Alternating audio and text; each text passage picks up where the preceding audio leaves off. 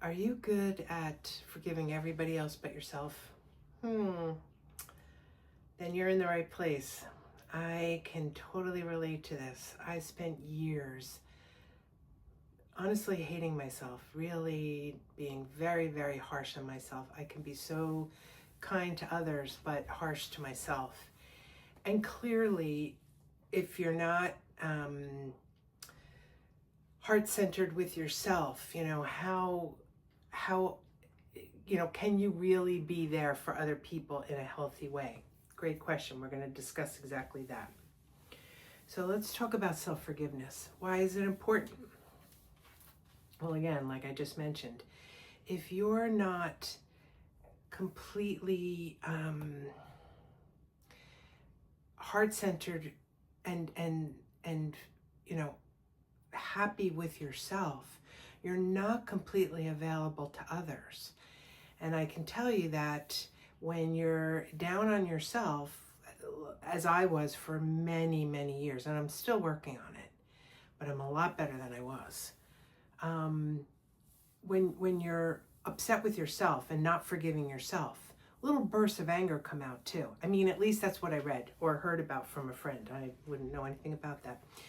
Anyway, ask anyone that knows me or has known me for a while. I have worked on anger most of my life for good reason. I forgive myself for it, which was big. So if I can do it, you can do it too. But anyway, back to the subject at hand.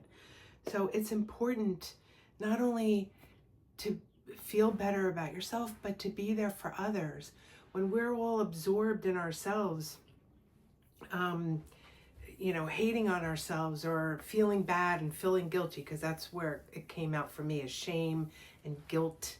I wasn't available to others, which reminds me of a story by the Dalai Lama. I don't think I heard him.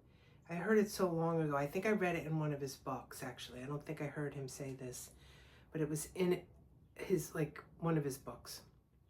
And he told the story about this Lama that was a very older, much older, pretty old Lama that came to the Dalai Lama wanting to receive this one Buddhist empowerment.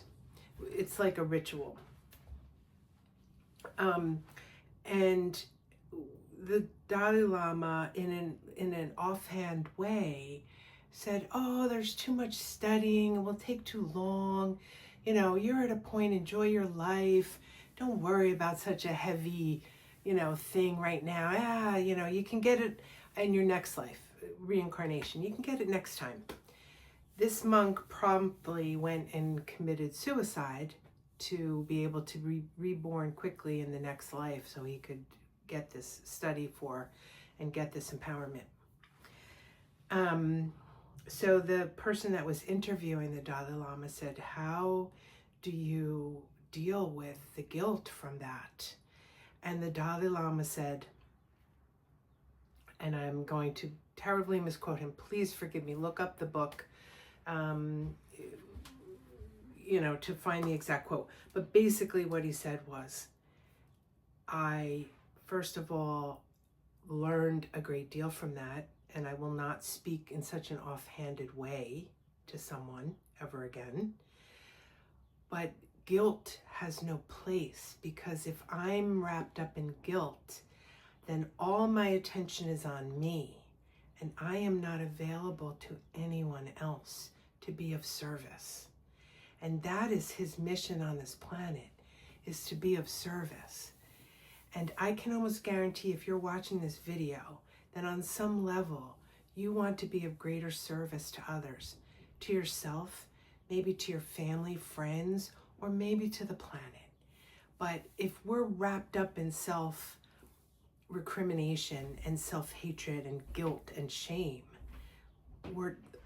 our attention's all on us. We can't be there for anybody else. So that's why I think self-forgiveness is so important. And that story changed my life, because I thought, man, if the Dalai Lama can forgive himself for that mistake, he didn't tell the guy to go commit suicide.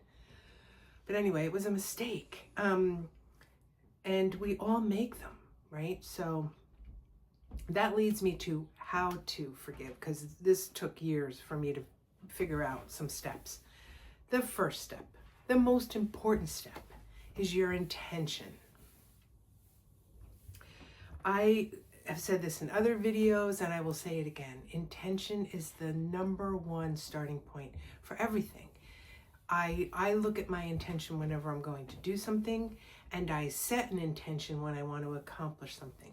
So first and foremost, set an intention to be kinder to yourself for the reasons of helping others. If you don't want to feel selfish about it, or if you really can't, extend compassion to yourself, might be something else for you to look at, but we'll save that for later. But anyway, decide, have the intention to be kinder to yourself. Number one, that's the first and foremost, and the most important, I think, step. The next step, and this one is the one that took me a long time. Give yourself permission not to be perfect. I hate to break the news. Newsflash, you're not. And no matter how hard you try, you're not going to be perfect. I'm sorry. Somebody had to tell you, you'll never be perfect. And that's the good news, because, man, that lets you off the hook. I'm not saying you run around being purposely horrible, but you can let down, like, I have to be perfect all the time, because you don't. You're human. And what comes with being human is the human, I call it the ego or the mind, that's fallible and makes mistakes. And the ego especially wants so badly to protect us. That's its job. And it loves to feel superior. That's one of the things, is like trying to make yourself feel better with different techniques or manipulation sometimes, or different ways, methods. It'll try to make yourself feel better by making yourself feel superior, making others seem, inferior, and so on and so forth. So in that humanness, you're going to make mistakes. You're going to say something you don't mean to say to somebody. You're going to, hurt somebody you didn't mean to hurt. And I'm not saying it really is okay. Like, it's not okay to do it on purpose, but it's part of being human, and you're not going to get away from it. Even saints talk about how imperfect they are. I forget, Mother Teresa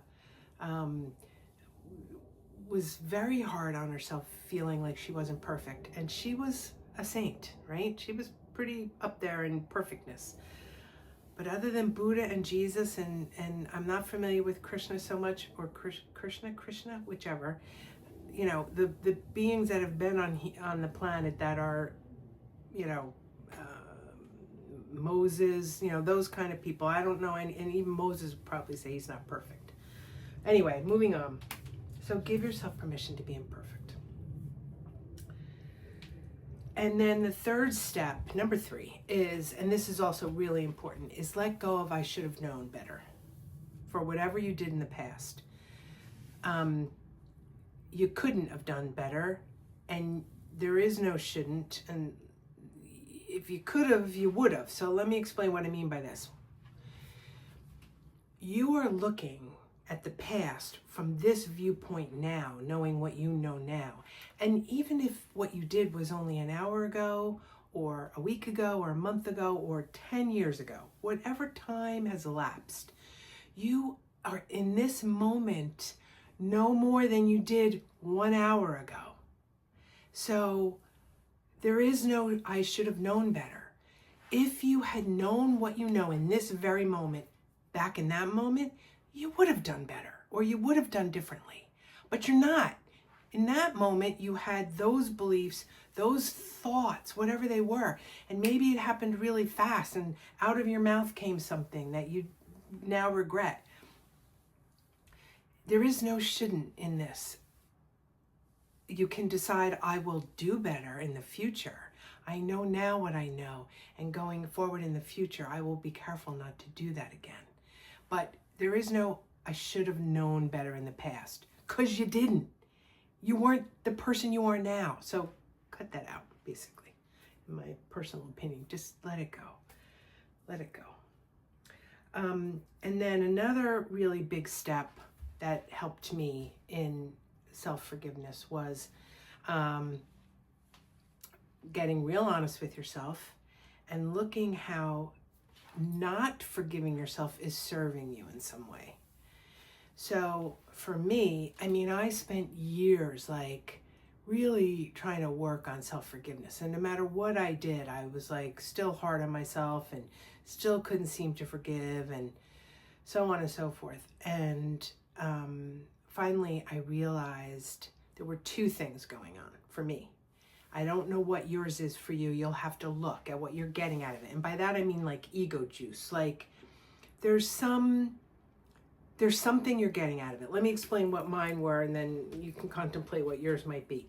One way was I was brought up very religious and I wanted to be a saint when I was younger. Yeah, it didn't work out too well. Whoops. Anyway, so I think for me, there's some idea of, you know, like being good, right? And wanting to like maybe punish myself before God gets to, like some belief in there about, you know, God will strike me down, or, you know, the lightning will hit. And that's like in a kidding way. But seriously, you know, we've all been taught, well, not all of us, but a bunch of us have been taught about, you know, afterlife or consequences, or, you know, even in Buddhism, there's karma. So I think subconsciously there was this like, all right, I'll manipulate the divine. I'll punish myself before they can. At least I'm in control of the punishment. And I'm in control, like, you know, maybe I won't have to pay the bad karma for what I did. All right, so that was one thing I was getting out of it. And the other thing was keeping attention on myself, as I mentioned before. I seriously was. I was not available for others. I didn't have to be open and vulnerable. I could be closed because I had attention on, oh, I feel so bad about myself. So I really recommend taking some time, maybe a walk, whatever it is that puts you in touch with your intuition, meditation, but take a few moments. And if you find you really can't forgive yourself and let it go, what's the juice you're getting out of it? What's the hit? What's the manipulation? Is it control? Is it, you know, is it trying to play with the divine and, you know, whatever?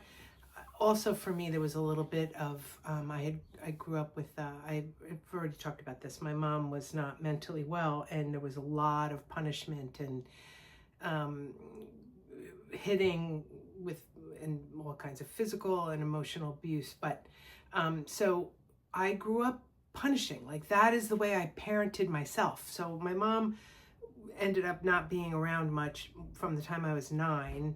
I kind of parented myself. And what model did I have? My mom's, which was a very punishing kind of parenting. So that's another aspect of it. But then as soon as I saw that, like that's another thing. When you bring something into awareness, it shifts and changes. The minute I realized that that's what I was doing, it's like, well, that's not helpful. I spent the first, 9, 10 years, well, more than that. I mean, I lived with her till I was in the middle of my senior year of high school. That's another story for another day. But anyway, yeah. So anyway, I recognize that the punishing parent is not the way to go. A more compassionate, understanding parenting of myself is far superior and far more effective. All right, and then the final thing, and this I highly recommend, is to extend some compassion to yourself. In another video this week, There'll be the compassion exercise, which I'm recommending in the video. I recommend doing it with others, but you can do that on yourself. You know, you deserve to feel whole and compassionate for yourself. You are worthy of compassion and kindness. I wish you much kindness and care.